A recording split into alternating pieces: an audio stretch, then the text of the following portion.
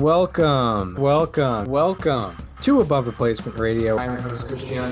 You know what Christy Mathewson wasn't worried about? SIERA.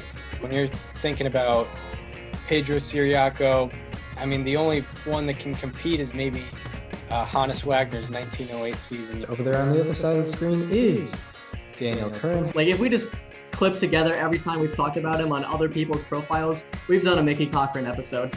I can't get past Rabbit Marinville. It's not necessarily Hall of Fame. It's not necessarily above average, but we can guarantee you we are better than just the standard replacement level college sophomore.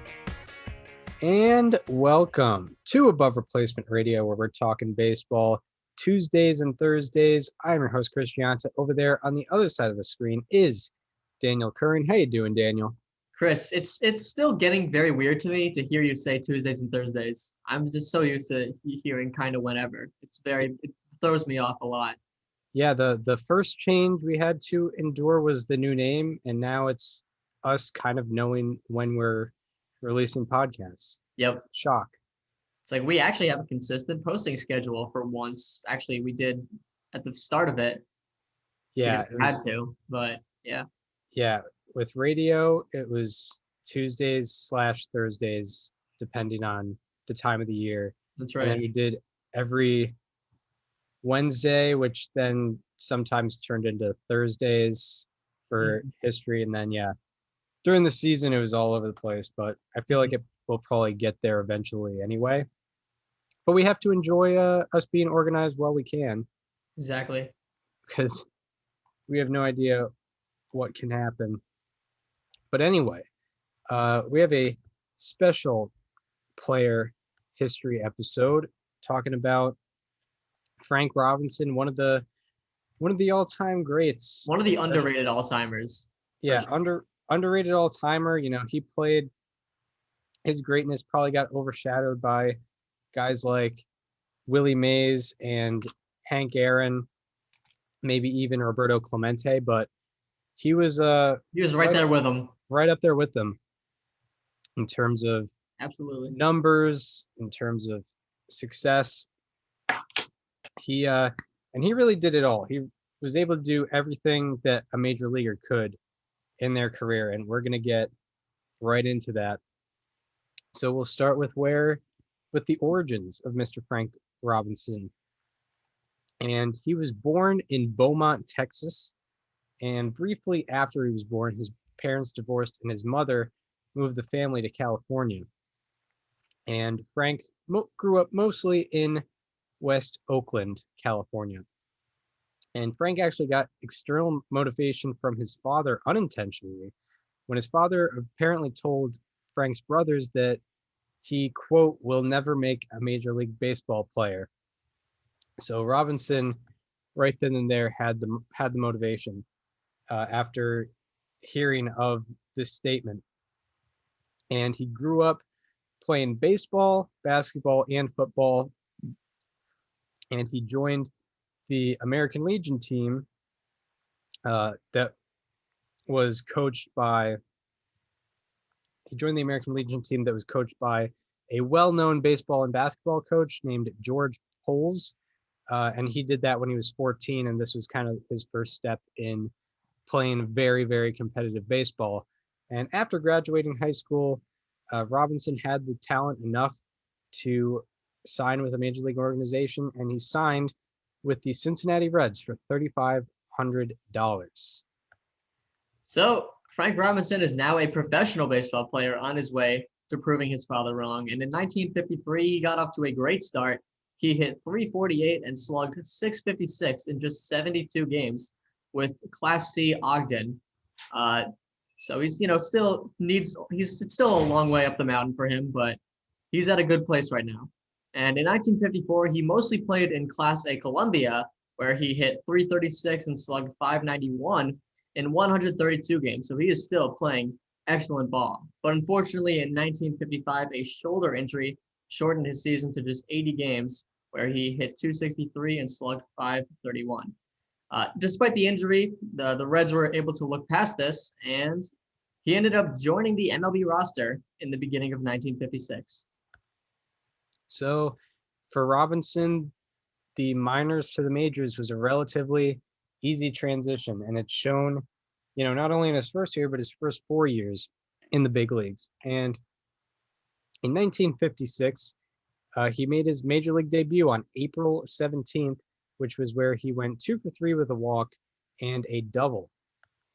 And in the first half of that 1956 season, Robinson ranked second in the National League in average with a 313 and led the league in OPS with a 991 and earned the start in left field in the All-Star game at the age of 20, earning the start in left field.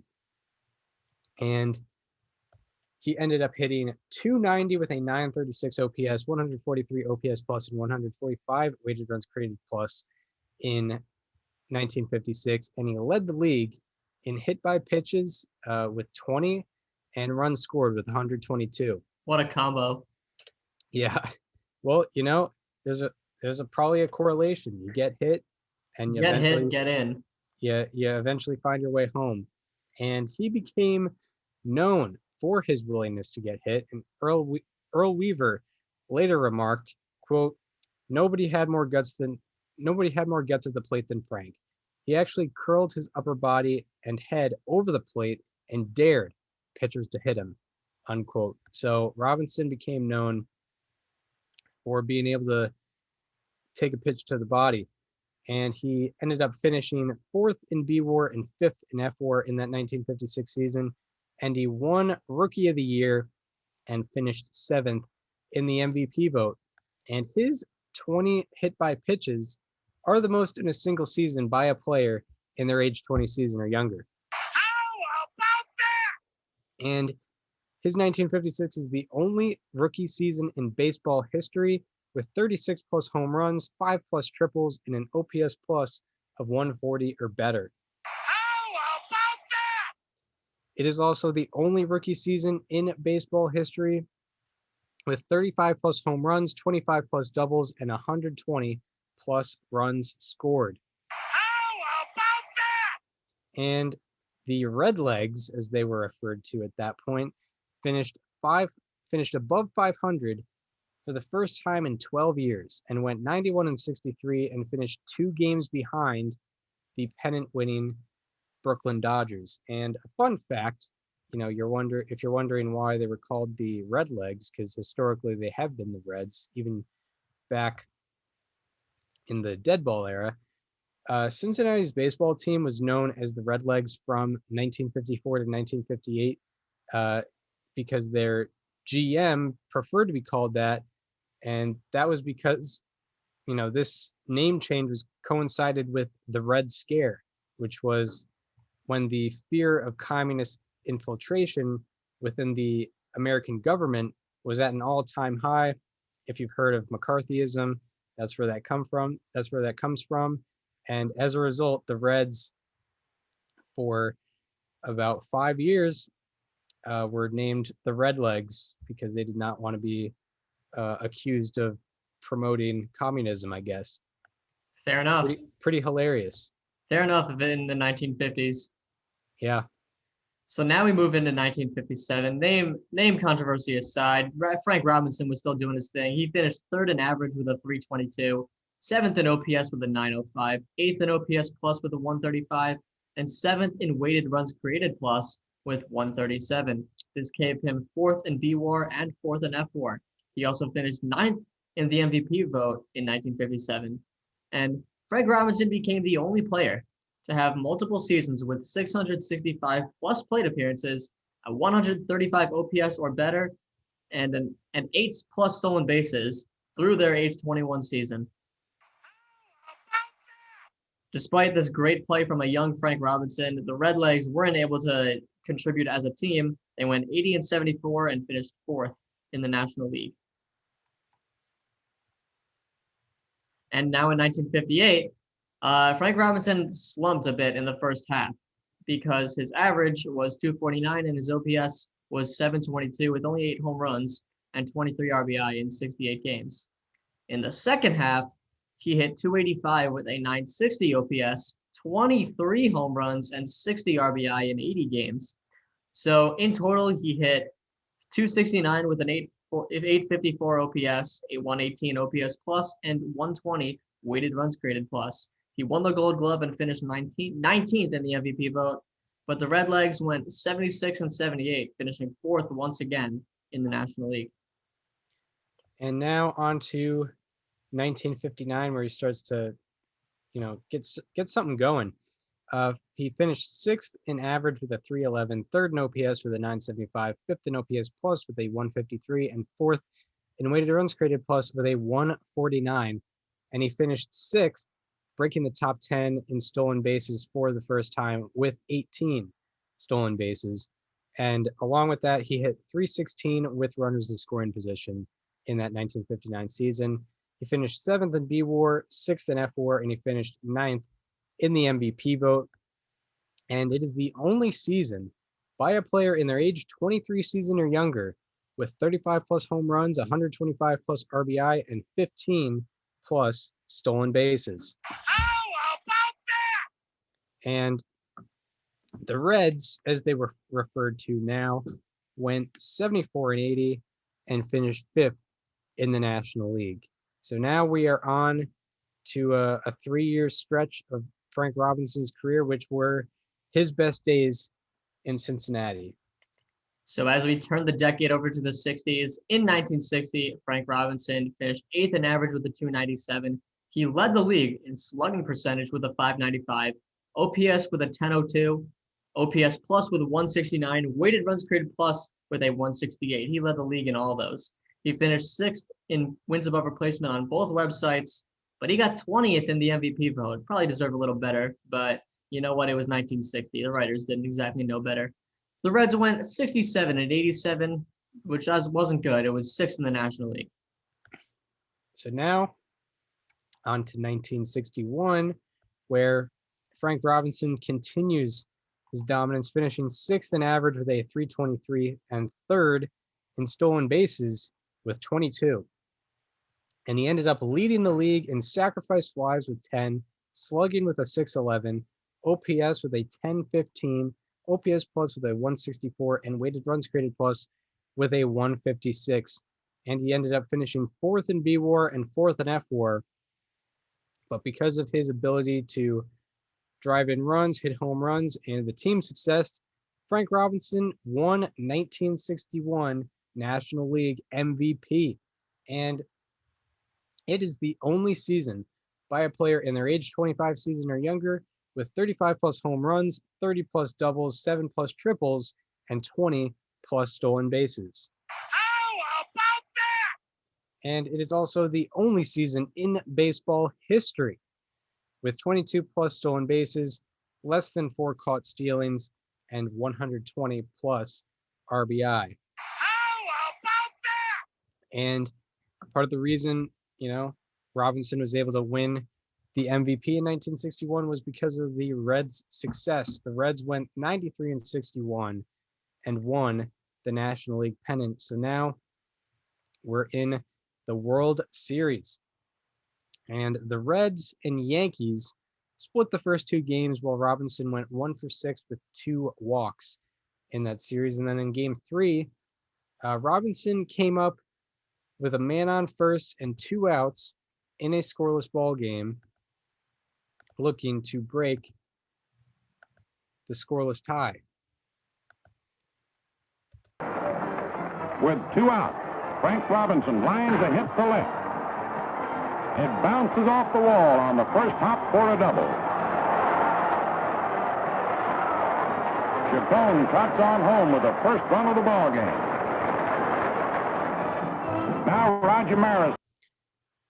So Robinson breaks the scoreless tie in game 3 of the World Series, hoping to get the Reds to advance the Reds to having the series lead. He ended up 1 for 4 on the day in game 3, but the Reds lost 3-2. And in game 4, he went 0 for 1 with a walk and 2 hit by pitches in a 7-0 loss. And in game 5, he went 2 for 4 with a double and a 3-run home run. However, the Reds lost that game to the Yankees 13-5, which lost them the World Series.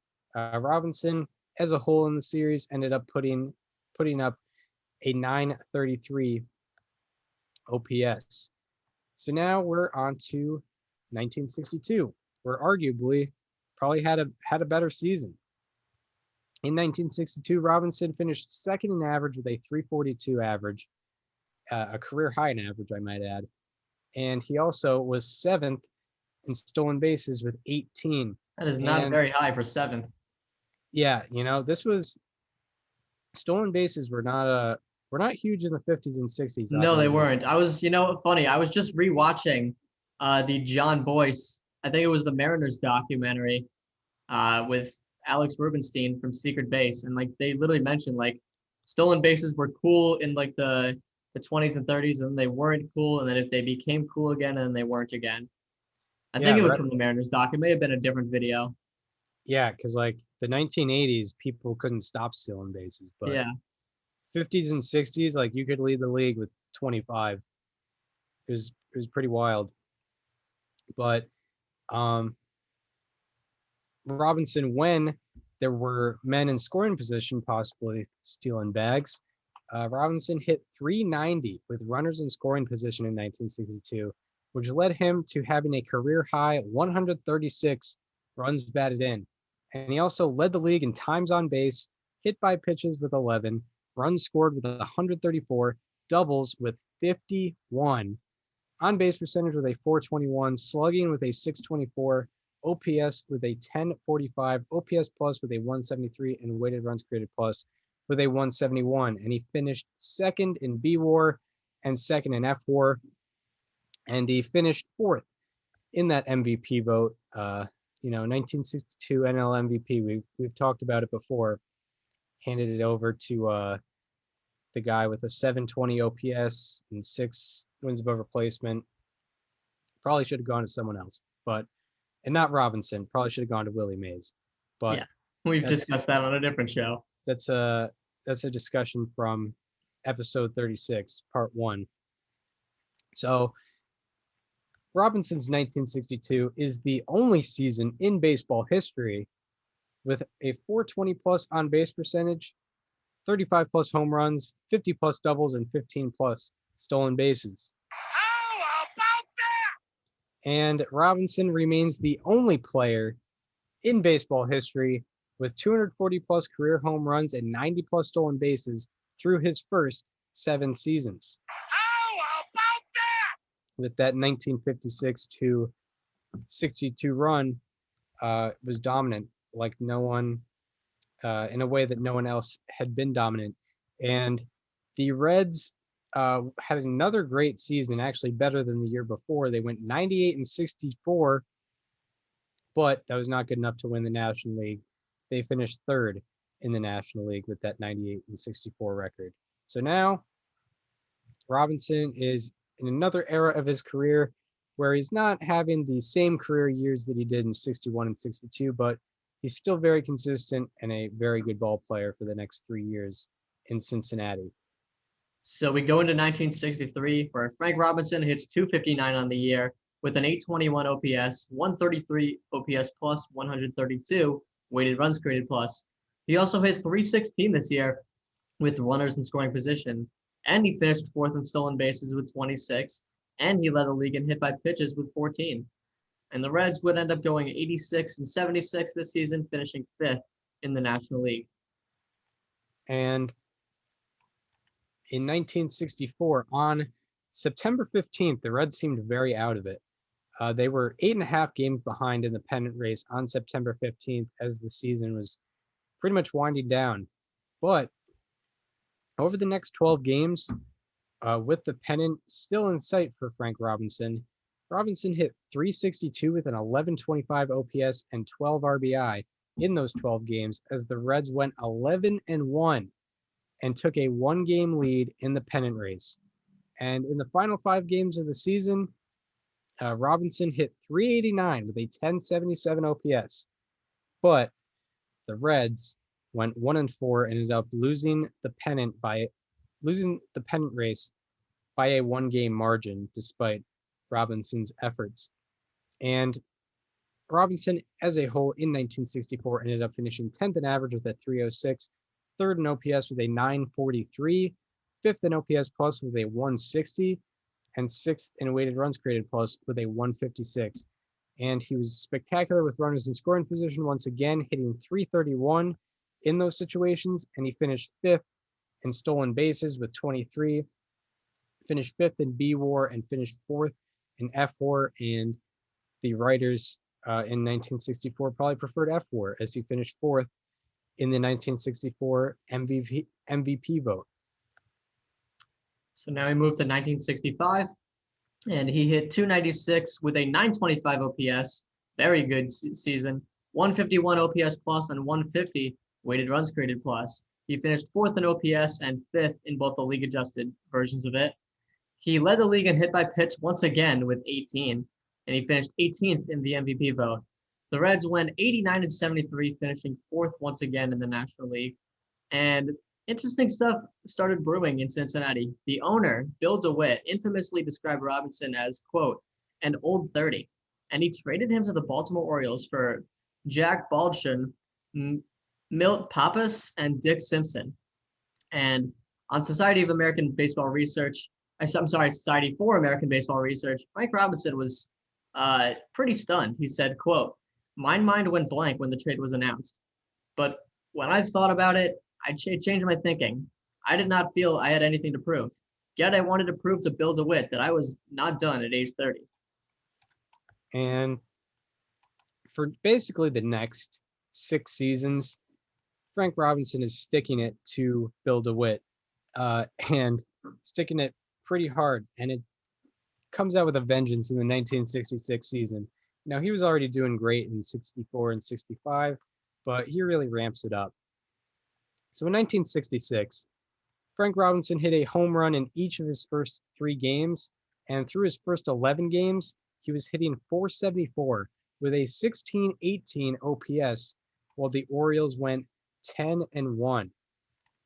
And here is a story from Society for American Baseball Research. It says, although the Orioles steamrolled to win 12 of their first 15 games, they found themselves in second place behind the surprising Cleveland Indians.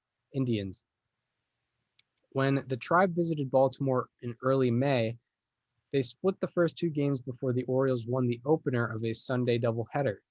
In the second game of that May 8 twin bill, Robinson rose to the occasion. His opponent was Cleveland's Louis Tiant, fresh off 3 consecutive strikeouts. Battling a chronic shoulder injury, Robinson kept his arms high and swung his bat on a first pitch fastball, crushing the ball 540 feet. It was the only fair ball ever hit out of Memorial Stadium. A crowd of 49,516 serenaded Robinson with an ovation, as he later told Al Silverman. I felt I was at home. That's a quote from Frank Robinson. And to finish the quote, the Orioles won the contest 8-3 and had tied the Indians for first place. Mo Drabowski described the homer as the big one in the season, as it galvanized the whole team. You know, there's all this talk about the Babe Ruth called shot and the Ted Williams 502-foot home run the Reds did at Fenway. Why does no one talk about the 540-foot shot from Frank Robinson? Yeah, and it was legit. If it's the only fair ball ever hit out of Memorial Stadium, you at least have some relativity. Like, that stadium was probably around for a very long time. So while you're at it, like, if you're watching this, go look up a picture of Memorial Stadium in Baltimore. Yeah, it's and like no one hit it further in that stadium. Yeah. It's pretty wild. The guy had crazy power that, yeah, you don't really hear about it. Maybe it's because he doesn't play at or the ballpark. That ballpark still isn't standing, and you can't. Yeah, if only he hit it on Utah Street or something like that. I probably didn't go to right. Well, wait. Was he a left-handed hitter or a righty? He was a righty. Yeah, I probably wouldn't have gone on Utah Street then. Yeah, but like I don't see him pushing him 540 the other way. there's no ballpark tour where they're like, well, this was where Frank Robinson hit his 540-foot home run. The place is probably like torn down now. It's probably Yeah, a parking lot. it's like a Walmart now. Yeah. Over in Yeah, aisle 6, you'll see where Frank Robinson hit that ball. yeah. Right right between the Wheaties and the Captain Crunch, you can find There's just like a Frank piece of Robinson. like there's just like a plaque. Yeah, the picture of the baseball like on Utah Street. Yeah. Yeah, and it says Frank Robinson, May 8, 1966. Game Yeah, 2 or whatever, game 1. that would be great. So yeah, that home run really rallied the whole team around, made them believe in what they were doing in that season, because this organization had never won a World Series before. So he was coming to an organization that really hadn't won before, and he looked to change that. And later in the season, Robinson was at a gathering with teammates, and the Orioles were known for playing practical jokes on each other, like throwing each other into the pool. And Robinson repeated his lack of desire to get thrown into the pool because Robinson never learned to swim. And his teammates did not believe that an athlete of Robinson's caliber would not be able to swim. So they eventually threw him in. And when Robinson did not come back up, they initially thought Robinson was joking because, they were pranksters and they thought Robinson was probably doing some joking as well. But two attendants eventually got him out. And according to Society for American Baseball Research, quote, characteristically, after 5 minutes of lying on the deck, he picked himself up unscathed. Unquote. What a crazy story. So it was a very, very scary situation right in the middle of that legendary Frank Robinson 1966 season. But he was able to pick himself back up without a problem after the incident.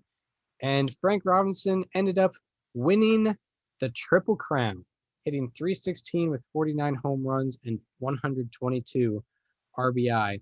And he was able to drive in a league-leading amount of runs because he hit .333 with runners in scoring position.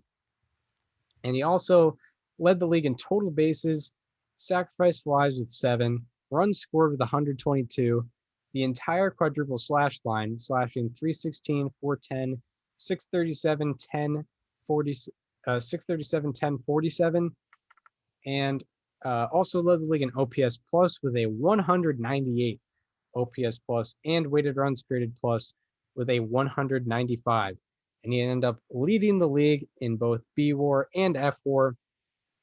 And he won the Most Valuable Player award unanimously. And he remains the only player to win both an American League MVP and a National League MVP. And Robinson also remains the only player in baseball history to have 20-plus home runs and 8-plus stolen bases in each of their first 11 seasons. How about that? Robinson also remains the only player in baseball history with 350-plus home runs, 350-plus doubles, and 150-plus stolen bases through their first 11 seasons. How about that? And the Orioles ended up going 97-63 and winning the American League pennant. So Robinson was back in the World Series. And in his first plate appearance, Robinson looked to break a scoreless tie with a man on and 2 out. Drysdale comes to a set position, delivers again, and Frank rips into this one. Tommy Davis going back, but it's gone. It's in there for a home run.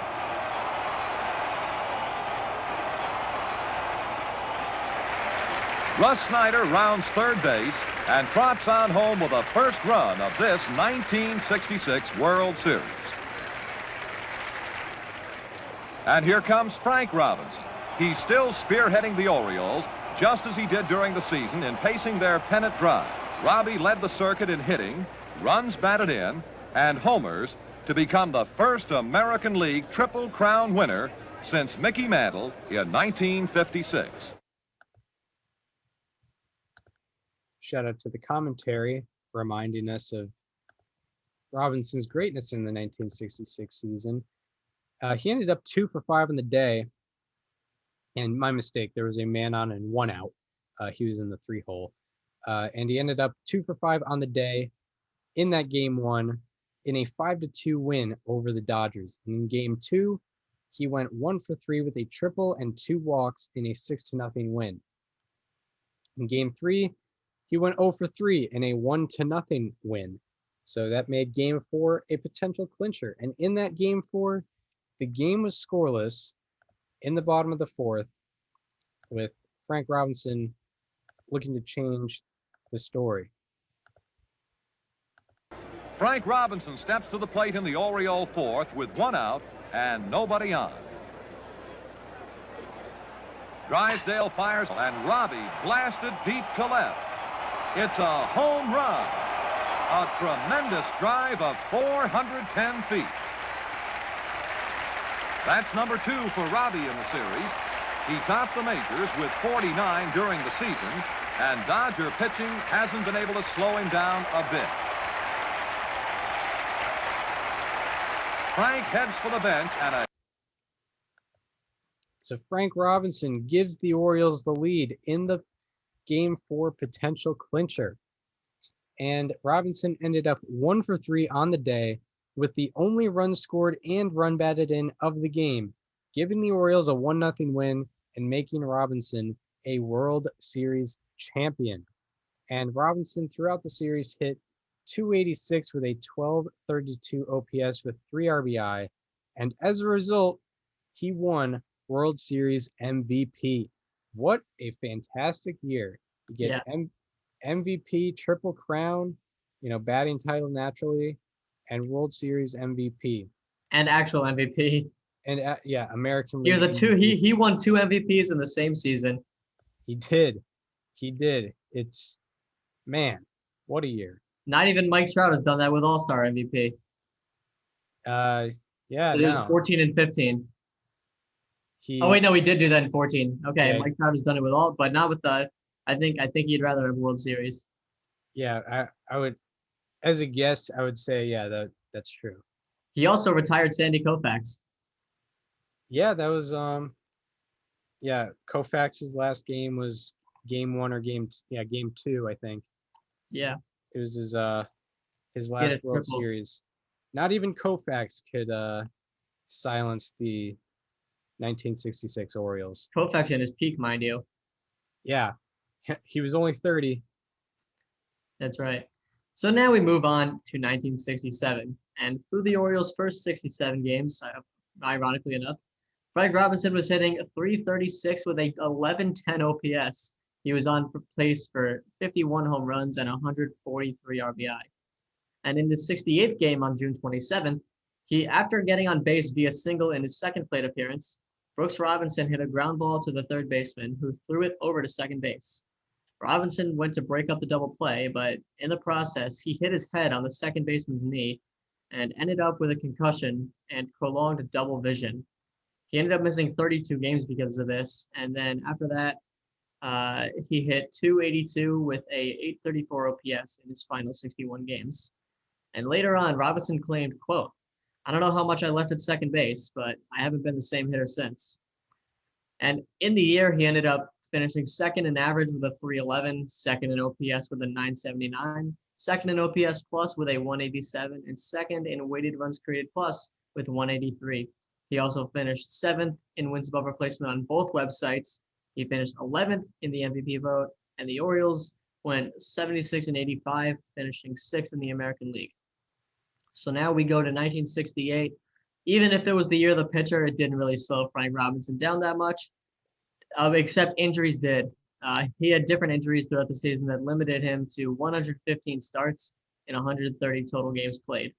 In those games, he hit .268 with an .834 OPS, which gave him 153 OPS plus and 157 weighted runs created plus.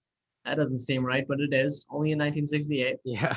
He finished he finished fifth in OPS, fifth in OPS plus, and fourth in weighted runs created plus. The Orioles as a whole went 91 and 71. They finished second in the American League. They lost to Denny McClain and the Tigers. And Frank Robinson was unsure how long his career would go. And he had already expressed interest in a future managing career. And he said, quote, "If I play 7 or 8 more years, then I think I'd have sufficient enough baseball knowledge to step directly into managing." And he got a little trial after the 1968 season as he accepted a managerial role in the Puerto Rican Winter League. So he was setting, making steps for the future after the 1968 season. And in 1969, after the mounds have been lowered, through the end of April in that 69 season, he was hitting 368 with a 1249 OPS, while the Orioles went 16 and 7 during that stretch. And Robinson, through the end of April, had 10 home runs on the year, and his 10 home runs were an April record at this point.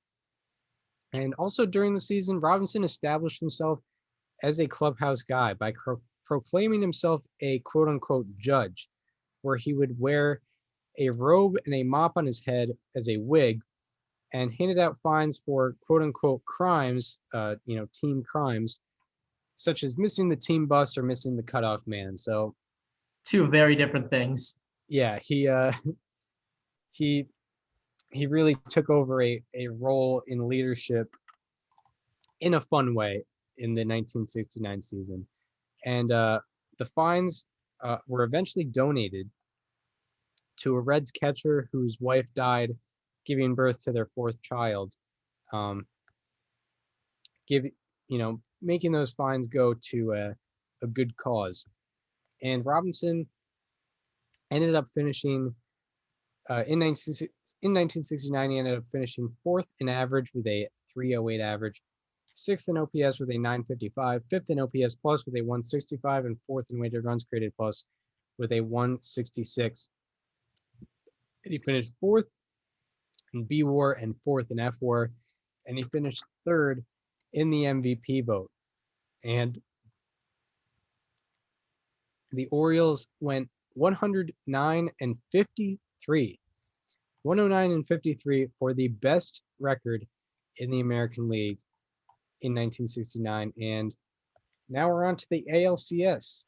In Game 1, in the 4th inning, with the game in a scoreless tie, Frank Robinson hit a solo home run, scoring and driving in the first run in ALCS history and hitting the first home run in ALCS history. Nice. And so yeah, a little trivia. First run scored in ALCS history. It was a Frank Robinson home run, of course.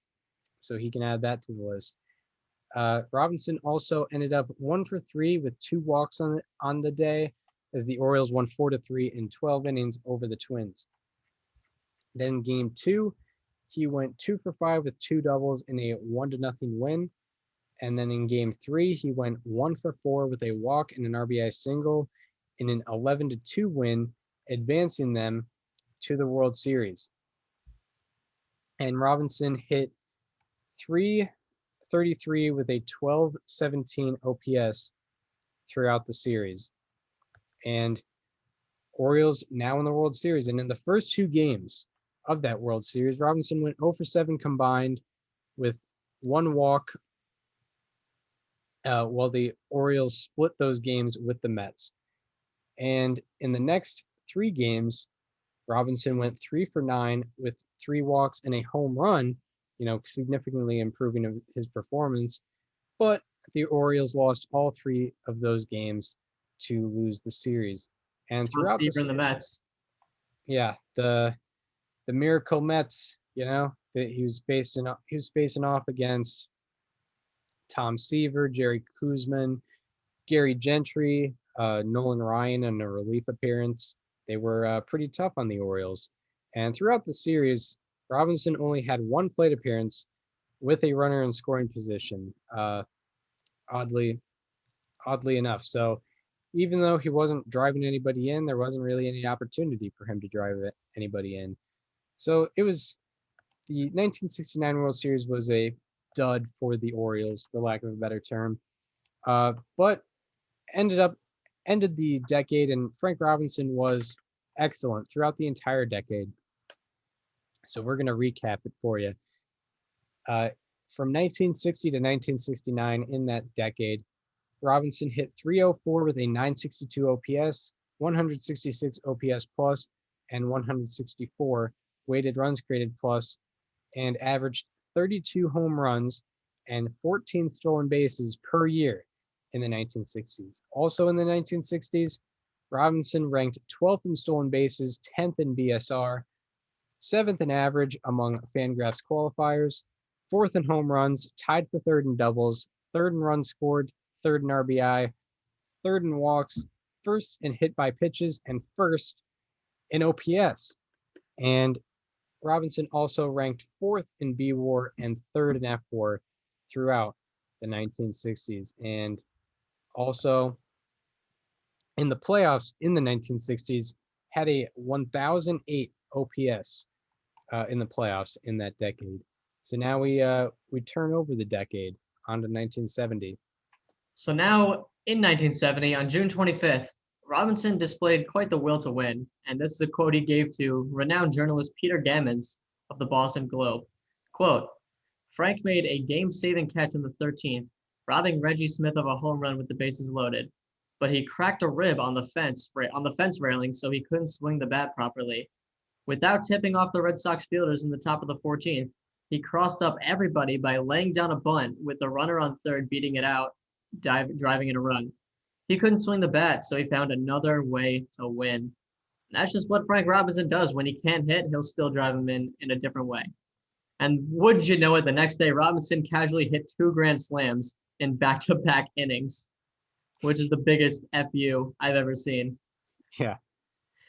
On the year, he finished 5th in average with a 306, 5th in OPS with a 918, 5th in OPS plus with a 151, and you guessed it, 5th in weighted runs created plus with a 151. He finished 10th in the MVP vote, and the Orioles went 108 and 54 for the best record in the American League. So now they are in the American League Championship Series, where in Game 1, Frank Robinson went 1 for 4 with a walk in a 10-6 win over the Twins. And in Game 2, he went 1 for 3 with 2 walks and a 2-run home run in an 11-3 win.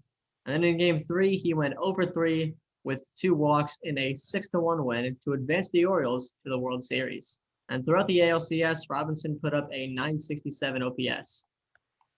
So now on to the World Series. He went 0 for 9 without a walk in the first 2 games of the series, but the Orioles won each game over the Reds. And in Game 3, Robinson went 3 for 4 with a home run in a 9-3 victory.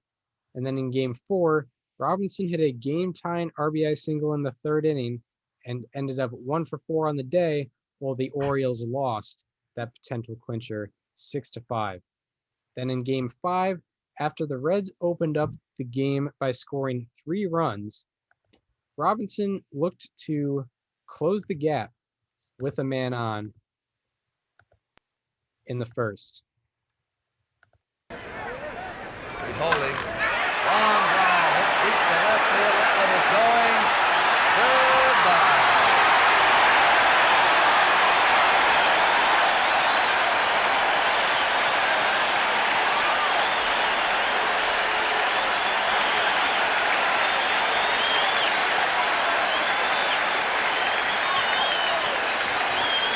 Robinson's second homer of the series, RBIs 3 and 4. So Robinson closes the gap, makes it a 3-2 ball game in the first inning. And he ended up 2 for 5 on the day as the Orioles won that game 9-3, giving Robinson his second World Series championship. And throughout the entire postseason, Robinson put up an 883 OPS. So now we move to 1971, and at Robinson's 13th career All-Star game, he came up with the American League down 3-2. Frank is trying to take advantage of that wind. Like he was hitting late, trying to get the ball in the air. He's got a drive deep to right field. That ball is going. It is gone. A home run.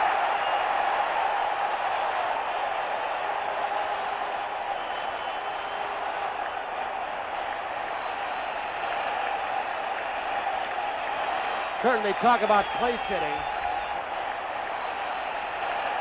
You know, you can see that right elbow close. So Frank Robinson with a 2-run home run to put the American League on top. And Chris, my colors are inverted on my screen, so I couldn't see very clearly, but was that at the old Tiger Stadium? I couldn't tell. There was no logos or Hold anything. on. All right. Can you look up the 1971 All-Star Game while I continue? Yeah. Robinson was awarded the All-Star Game MVP because that was just something he hadn't done yet. Another thing he hadn't done would come to fruition soon enough. Entering September 9th of 1971, Frank Robinson had 496 career home runs under his belt. He hit a home run in that game, and then he homered the next day. So the Orioles' next 2 games were a doubleheader on September 13th. And in his first plate appearance of the game, he hit a 3-run home run for his 499th. And in his next 7 plate appearances for the day, he went 1 for 6 with a walk and a single. And then in the bottom of the 9th inning, with a man on, Frank Robinson had one last chance to extend his home run streak.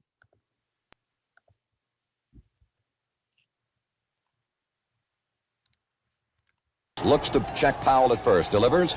Fly ball, well hit, deep left field. It is going to be the 500th home run of a brilliant Major League career. Frank Robinson has done it. So Frank Robinson with his 500th career home run coming in the 4th straight game of him homering. Very, very impressive stuff. Pretty much the Frank Robinson way to hit number 500.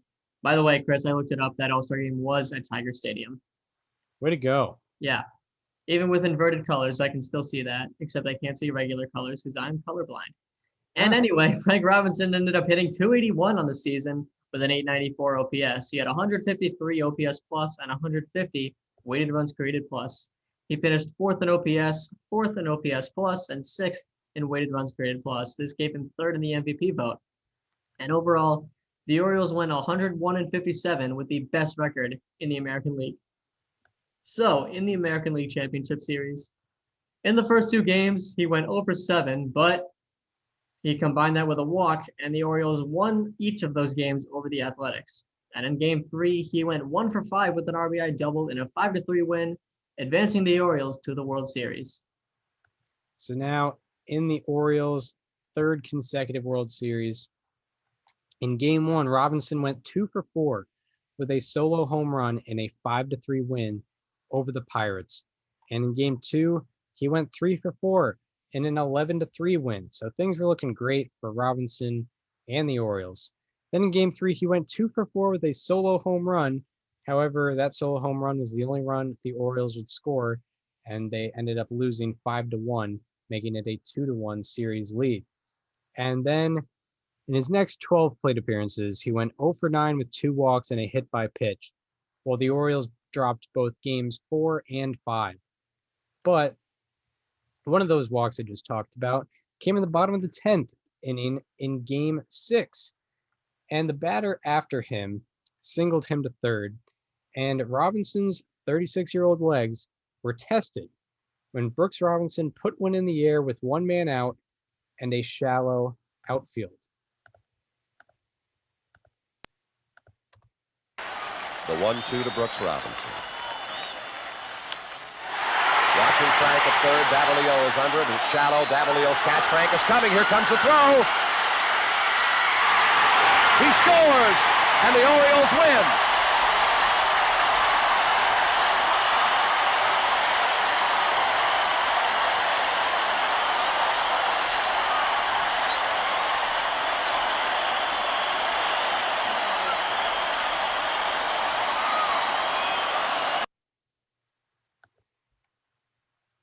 So Frank Robinson is able to beat out the throw and win the Orioles Game 6 of the World Series, advancing them to a Game 7.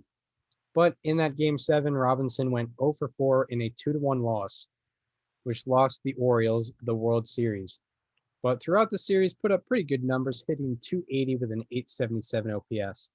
And after the 1971 season, the Orioles felt it was time to move on from Frank Robinson and his salary that came along with him, and they ended up putting 23-year-old Don Baylor in right field instead of Robinson. And on December 2nd, he was traded to the Los Angeles Dodgers in a 6-player deal. So now Robinson is back in California, where he grew up.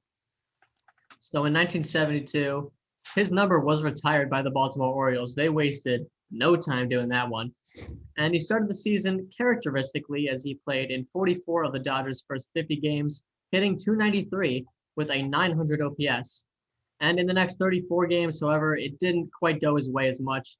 He hit .211 with a .653 OPS, and his OPS made him fall out of the lineup. And in total in that season, he ended up with a .251 average, .795 OPS, .127 OPS plus, and 134 weighted runs created plus in 405 plate appearances. The Dodgers went 85-70, finishing second in the NL West. And after the season, on November 28th, he was traded not too far to the California Angels in a 6-player deal. So now in 1973, he is with the Angels and he hit .266 with an .861 OPS, a .151 OPS plus, and 146 weighted runs created plus. He finished 7th in OPS, 2nd in OPS plus, and 4th in weighted runs created plus. Ultimately, he got 15th in the MVP vote, and the Angels went 79-83, finishing 4th in the AL West. And in 1974, Frank Robinson on September 12th was traded to the Cleveland Indians for 2 players and cash. And on the season, he hit .245 with an .820 OPS, 141 OPS plus, and 139 weighted runs created plus. He finished 10th in OPS, 5th in OPS plus, and 7th in weighted runs created plus. But more importantly, after the season, the Indians fired their manager. And on October 3rd, the Indians' general manager announced that Frank Robinson was being named manager of the Cleveland Indians, which made Robinson the first black manager in MLB history. And now there's a 2-year span where Frank Robinson plays player manager. So for the first game of the season in 1975, Robinson slotted himself in the 2-hole as the designated hitter. And in the bottom of the first, in front of a home crowd of 56,715 people that included Jackie Robinson's wife, Frank Robinson hit a solo home run to break a scoreless tie in his first plate appearance as a player manager. And here's a quote from Frank Robinson regarding that day. He said, quote, "I was very proud that Rachel Robinson would make the trip over there. I hoped and wished that Jackie could have been there. The next best thing was having her there because it kept me focused." So Robinson breaks the scoreless tie in his first game as a player manager, and the Indians ended up winning Robinson's first game as a manager by the score of 5-3. And Robinson only played in 49 games that year, and he hit .237 with an .894 OPS, 153 OPS plus, and 151 weighted runs created plus in 149 plate appearances. So even in the limited amount of plate appearances, he made a pretty big impact. And the Indians ended up going 79-80 and finishing 4th in the American League East. And in 1976, Robinson only made 79 plate appearances, hitting .224 with a .687 OPS, 104 OPS plus, and 108 weighted runs created plus. So still above 100, still above average for Frank Robinson. And, oh wait, God damn it. You go ahead. So after the season was over, he retired as a player. Start at 76. I made a mistake. Okay. So now we move on to 1976, and Frank Robinson made a brief 79 plate appearances in this season. He hit 224 with a 687 OPS, which doesn't sound good, and it's not, but ironically, it was still good for 104 OPS plus and 108 weighted runs created plus. And after this season was over, Frank Robinson retired as a player with the 4th most home runs of all time at that point. The Indians went 81-78, finishing 4th in the American League East, and Frank Robinson was on to his retiring days. He was on to his post-career, where he instead, like he mentioned, decided to be a manager, and he did so.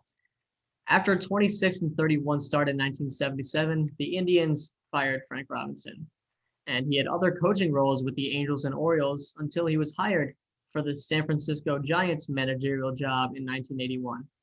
And in 1982, he was inducted into the Baseball Hall of Fame with an 89.2% of the vote, and he ended up managing the Giants until 1984. And then from 85 to 87, Frank Robinson was a coach for the Orioles. Then after the Orioles started the season in 1988 with an 0-6 record, they ended up hiring Frank Robinson to be their manager. But unfortunately, the Orioles lost 15 more consecutive games to start the season at 0-21. Took them 22 games to win one. And they ended up going 54-107 in 1988. The next season, they went 87-75, and Robinson was awarded the AL Manager of the Year because that was quite a turnaround there. He ended up managing the Orioles until 1991, and in 1998, his number was retired by the Cincinnati Reds. In 2002, he was hired by the Expos, who were coming off of the 68-94 season. And in his first year as the Expos manager, he managed to get them over 500 for the first time in 6 years. And he did it again in 2003. And on August 31st, 2005, after the franchise had packed their bags to Washington, D.C., Frank Robinson was visibly upset with the home plate umpire. Moments ago, we had the great stare down. Manager Frank Robinson, home plate umpire Jim Wolf. Robinson still seething about the ball 4, strike 3 call. He thought it was a walk to Johnson. And then Jim Wolf in the half inning, Tom, he just continued to stare at Frank Robinson, who was staring right back and unblinking. Wasn't going to take his eyes off Jim Wolf for anything. It looked like he was waiting for an excuse to throw Frank out. But during that segment, I noticed that Frank blinked first. So Frank Robinson with the ultimate stare down with Jim Wolf. And after the 2006 season, Frank Robinson retired from baseball altogether. And in 2017, his number was retired by the Cleveland Indians, and he joined Nolan Ryan as one of just 2 players to have their number retired by 3 different teams. And ultimately, on February 7th, 2019, Frank Robinson died at the age of 83. So now to celebrate the life and career of Frank Robinson, we should look at where he ranks all time. He's 26th all time in OPS plus with a 154, 25th in walks with 1,420 walks, 21st in RBI with 1,812, 18th in times on base, 17th in runs scored with 1,829 runs scored, 13th in total bases, 10th in home runs with 586, and he is 9th all time in hit by pitches. He also ranks, in terms of the whole package, 18th all time in both position player B-WAR and position player F-WAR. And now for the Frank Robinson edition of How about that? Robinson is the only player in baseball history with a 385 plus on base percentage, 2,940 plus hits, 500 plus home runs, and 200 plus stolen bases. How about that? And Robinson is also the only player in baseball history with 1,420 plus walks and 200 plus stolen bases in less than 300 attempts. How about that? And now Frank Robinson's legacy. He was a big part of, first of all, he was a big part of 2 championships and 4 pennants with Baltimore. And it makes a lot of sense that even though he only played 6 years in that city, they retired his number immediately.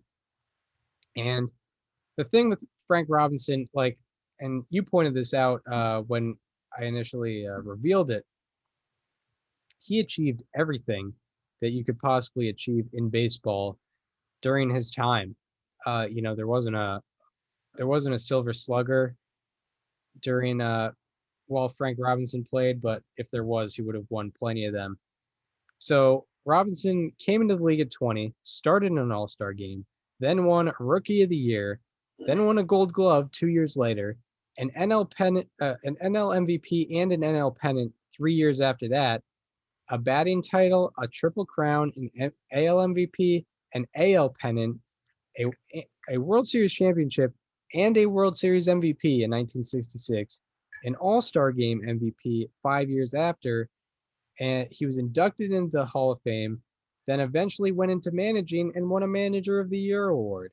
He got every achievement possible in baseball. It's pretty admirable, and probably doesn't get talked about enough. He's like Mr. Baseball, got everything, and most importantly, he broke a glass ceiling by becoming the first black manager in MLB history, and that's probably what he'll be remembered most for. That's huge. One thing I just wanted to say, he was a true baseball lifer. I mean, he played the game, he was in the majors for 21 years. He managed for 17 years. Obviously, 2 of those are overlap. So if you say, so that's what, 21 plus basically 15, that is, I can't do math, 36 years in the game. Yeah, about. And then like growing up playing the game. Exactly. I mean, the guy was a true baseball lifer. Yeah, he managed until he was 70 years old. Exactly. I mean, he made his debut at 20, retired as a manager at 70. Yeah, and like, even when he wasn't managing, he was coaching around the game. He was probably exactly. Nothing specific, but I think he was an outfield coach at one point. He probably did some base coaching as well, bench coach. But yeah, I mean, an incredible baseball life altogether is what you would say. Nobody loved being around baseball more than Frank Robinson.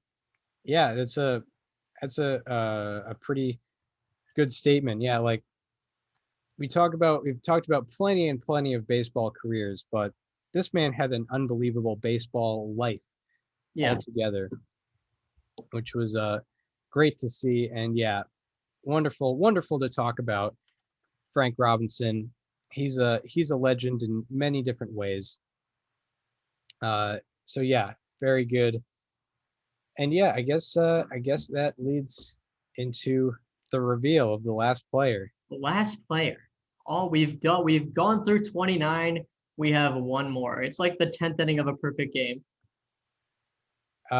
Yeah.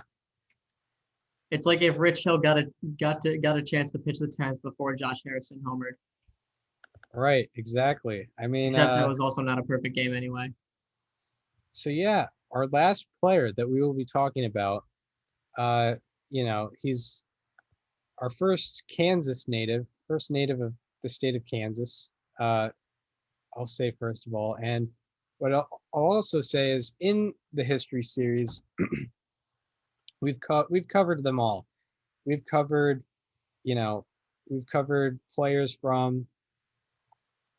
players still playing today, players from the 90s, 80s, every decade. We've covered pitchers we've covered a pitcher in the 20s and 30s in Lefty Grove. We covered a man who pitched in the 50s and 60s with Sandy Koufax, and we did plenty of guys who pitched in the 70s with Fergie Jenkins, Steve Carlton, Tom Seaver, Nolan Ryan. We covered pitchers in the 90s and 2000s with Greg Maddux, Randy Johnson. But what we have yet to do is cover a pitcher who pitched in the dead ball era, when pitching was at its best. And next week, oh my God, 2 weeks. In 2 weeks, we are going to be talking about a World Series champion who's the only man to have 5,200 plus innings pitched and less than 1,500 earned runs allowed. Was he on your all-time team? Was he your number one pick on the all-time team? He is the all-time leader in shutouts, and he was my first pick in the all-time draft. Next week, we are closing it out, or two weeks from now, we are closing it out with Walter Johnson. The big train. Ironically, we are closing it out with a starter. We are true, but that starter also closed it out a lot. He did. That is perfect. We're going, yeah. Walter Johnson of the Washington Senators. Yeah, how funny is that? That my first pick of the all-time draft, which came out yesterday, is the player we are going to be talking about. Beautiful. Let me do what I have to do here. Strike through. All right, and that crosses off the list. And yeah, that's it. That's it for the players. No more reveals. How about that? So I guess now I can go to the original version of this document, and here we go. Back to April. I've been asking Chris to see this. Like I told him when there's like 15 players left, I was like, when we finish, I want to see what the list looked like at 30. Yep. And we're going to restore this document. This is going to be, I'm going to keep this. Yeah, I'll keep this saved forever. Here we I have go. a picture of what my list looked like at 30, and now it's just down to 1. But Yeah. that can't be revealed until next week. We don't have all 30 in one shot, but Oh, here we go. Here's what it looks like. wow. Here's what it originally was. Wow. And this was not this wasn't computer randomized at all. This is just what I wrote down. That is beautiful. So yeah, we had Williams, Mays, Molitor, Johnson, Maddox, Brett, Schmidt, Bonds, Carlton, Robinson, Seaver, Johnson, Mantle, Fox, Morgan, Henderson, Bench, Clemente, Hornsby, Shoeless Joe Jackson, Gehrig, Wagner, Koufax, Ryan, Matthews, Pujols, Grove, Greenberg, DiMaggio, Jenkins. Amazing. That was, STVNL lottery. yeah, back in the day, back when it was STVNL. We're coming up on 11 months basically since that.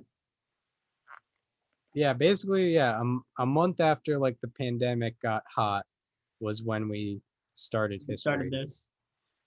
And yeah, so yeah, if you want to know what we were referencing, go to the YouTube channel and subscribe to the YouTube channel. It is called Above Replacement Radio. And if you want to follow us on social media, follow me at Chris_Gianta on Twitter, and follow Daniel on both Twitter and Instagram at Daniel_Curran, and follow the show Instagram at Above Replacement Radio. Get all the updates. I think on Friday I'll post all the teams that came about of the all-time draft. Maybe get some comments, I don't know.